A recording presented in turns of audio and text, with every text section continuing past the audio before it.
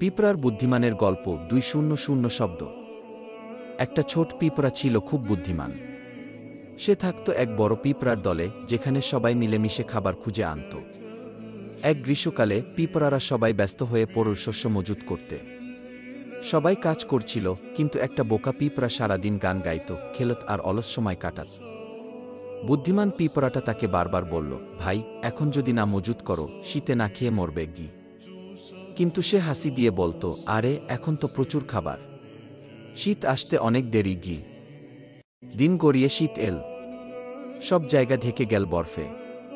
বোকা পিঁপড়ার খাবার ফুরিয়ে গেল। সে ঠান্ডায় কাঁপতে কাঁপতে এল বুদ্ধিমান পিঁপড়ার কাছে। সে দরজায় কাঁদতে কাঁদতে বলল, ভাই, একটু খাবার দাও।